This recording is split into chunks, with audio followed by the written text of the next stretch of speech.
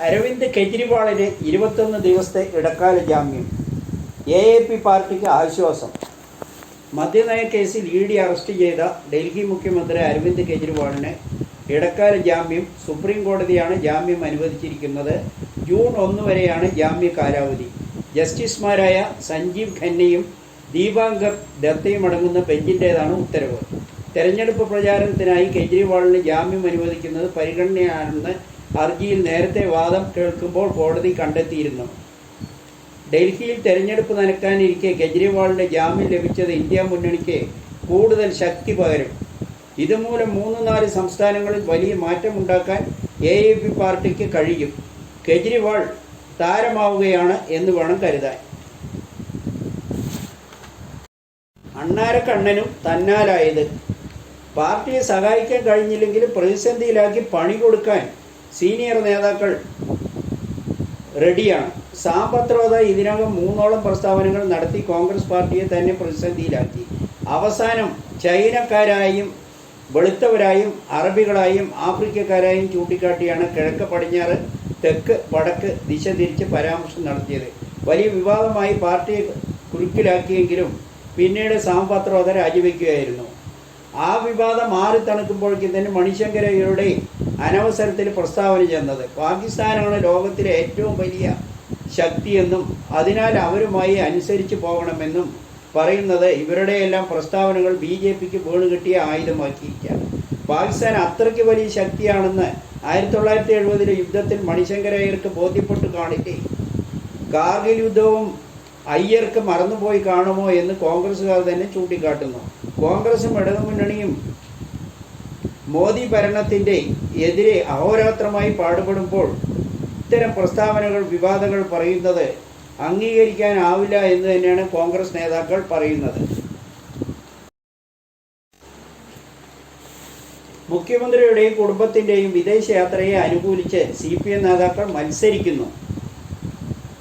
മുഖ്യമന്ത്രി പിണറായി വിജയനും കുടുംബത്തിൻ്റെയും വിദേശയാത്രയെ സംബന്ധിച്ച് പ്രതിപക്ഷ ആരോപണങ്ങൾക്ക് നേരത്തെ തന്നെ MV ഗോവിന്ദൻ മാസ്റ്ററും EP ജയരാജനും തുടങ്ങിയവർ രംഗത്ത് വന്നിരുന്നു. ഇപ്പോൾ AK ബാലനും മറുപടിയുമായി രംഗത്ത് വന്നു. പ്രപഞ്ചമുണ്ടാക്കിയ ദൈവം ആഴ്ചയിൽ ഒരു ദിവസം വിശ്രമിക്കുകയാണെന്നും അതുപോലും മുഖ്യമന്ത്രിക്ക് പറ്റില്ലേ എന്നും മാധ്യമപ്രവർത്തകരോട് AK ബാലൻ ചോദിച്ചു. കഴിഞ്ഞ ഒരു വർഷമായി മുഖ്യമന്ത്രി ഊഹിക്കാൻ പോലും കഴിയാത്ത സ്ട്രെയിനാണ് എടുക്കുന്നത്. നവകേരള യാത്രയിൽ 30 ദിവസം ജനങ്ങളെ നേരിട്ട് കണ്ടു. ലോക്സഭാ തെരഞ്ഞെടുപ്പുമായി ബന്ധപ്പെട്ട് ദിവസം 4 മണിക്കൂർ പ്രസംഗിച്ചു. ഇത്തരം താങ്ങാൻ പറ്റാവുന്നതിന് അപ്പുറം സ്ട്രെയിൻ എടുത്ത ഒരാൾക്ക് ഒന്ന് വിശ്രമിക്കാൻ ശ്രമിച്ചാൽ അത് അനുവദിച്ചു കൊടുക്കുന്നതിൽ എന്താണ് ബുദ്ധിമുട്ടെന്നും AK ബാലൻ ചോദിച്ചു.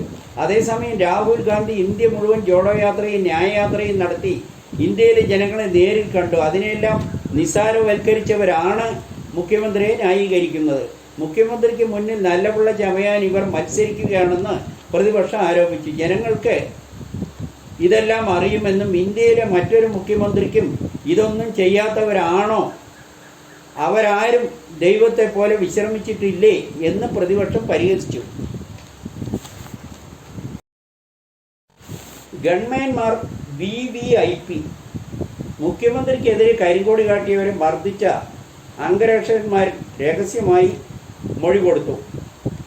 അവരെ അടുത്ത DYSP ചെന്നാണ് മൊഴിയെടുത്തത് അത്ര. നവകേരള സദസ്സിനെതിരെ പ്രതിഷേധ യൂത്ത് കോൺഗ്രസ് KSU നേതാക്കൾ മർദ്ദിച്ച കേസിൽ മുഖ്യമന്ത്രിയുടെ ഗൺമാനെയും സുരക്ഷാ സേനാംഗത്തെയും ചോദ്യം ചെയ്ത് ഗൺമാൻ അനിൽകുമാർ, സേനാംഗം സന്ദീപ് എന്നിവരെയാണ് DYSP നേരിൽ ചെന്ന് ചോദ്യം ചെയ്തത്. സംഭവം നടന്ന 5 മാസം കഴിഞ്ഞാണ് പോലീസ് ഇവരെ ചോദ്യം ചെയ്യുന്നത്. അതും അതീവ രഹസ്യമായിട്ട്. ഹാജരാകാൻ ഇവർക്ക് പലതവണ നോട്ടീസ് നൽകിയിട്ട് അതിനെല്ലാം പുല്ലുവിലയാണ് അവർ കൽപ്പിച്ചത്. മുഖ്യമന്ത്രിയുടെ വകുപ്പായ ആഭ്യന്തര വകുപ്പിൻ്റെ പിൻബലത്തോടെയാണ് ഇവരുടെ അലംഭാവമെന്ന ആരോപണം ഉയർന്നതാണ്.